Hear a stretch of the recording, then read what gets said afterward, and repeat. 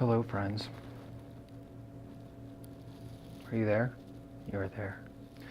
Hi, so my router needs a little bit of an upgrade, and I just wanted to run down kind of how that's all going, and I've got a lot of it worked out, but let's kind of start from the beginning. So here we have the Z-axis. This is a C-beam purchased from Open Builds.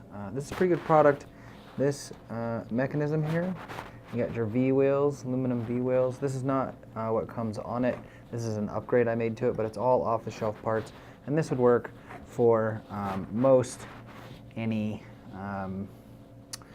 hobby desktop router that you're going to use. So nothing wrong with that there, but my beast is a little bit too much for this thing. And in fact, I bent this plate right here, and that was kind of the final nail in the coffin. So I did get it like kind of bended and linted it back together, but as you can see, it's super thin plate, which is a big downfall anyway. And I'll show you this is my spindle mount, and it mounts right on there. So I need an upgrade, and it's pretty much ready, but I'll go through some of the stuff about picking what I picked and stuff, and then we'll come back to the assembly phase.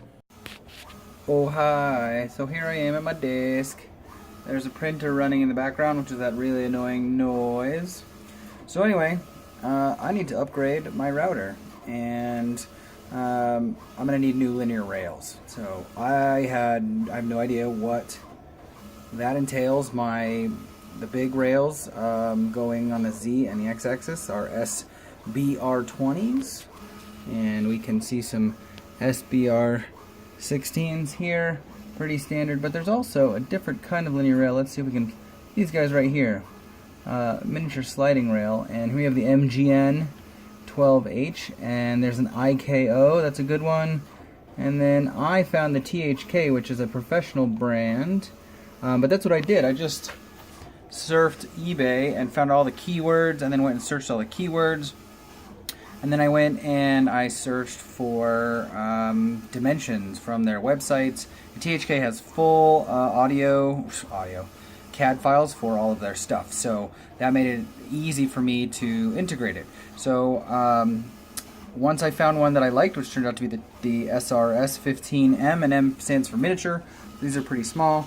I then downloaded those CAD files and I integrated them. So here we can see this is the rail, and these are the bearings. And after I figured that out, that gave me everything I needed to engineer the new part. Which then, where'd you go? Z-axis assembly, bearing plate. Show. All right, so that's the part I made right there. And I shipped that off to my buddy Edwin, who hogged that out on his awesome CNC machine, and he sent it to me. So next video we'll highlight that, and I'm going to go ahead and show you the rest of this before we move to the next segment there. Boom! There you go. So that's the new Z-axis all designed up, and then we'll get into assembly phase next. Alright, so now that you have seen basically the engineering process, what the choices I made, I have the part. Big up to Edwin for busting that out. I will insert the video he posted online of this being carved out, because he's got a really big old CNC mill that kicks ass, and he can hog this out in a hurry. So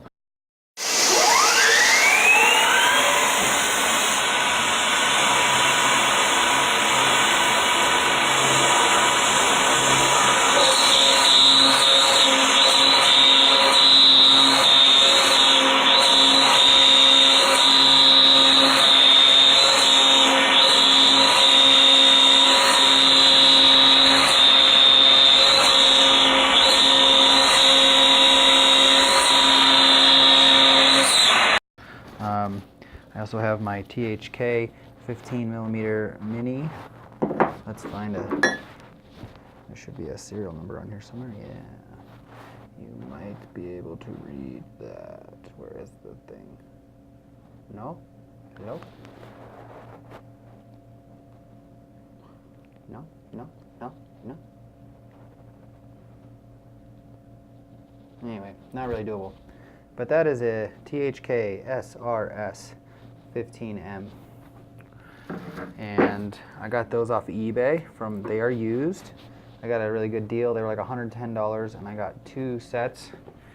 Here is the other one, still all wrapped up. That will probably go back on eBay, or maybe I'll save it for the next project. But anyway, I have to cut these down to length. Obviously, they're a little long.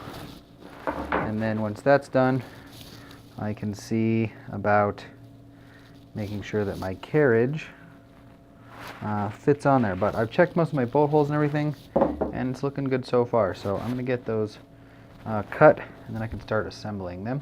And I'll do another update. Hi, so we're back. Oh, check it out. It's all together. And it works really good. I'm really stoked on how this turned out. Got nice little countersunk holes into linear bearings here. Yeah.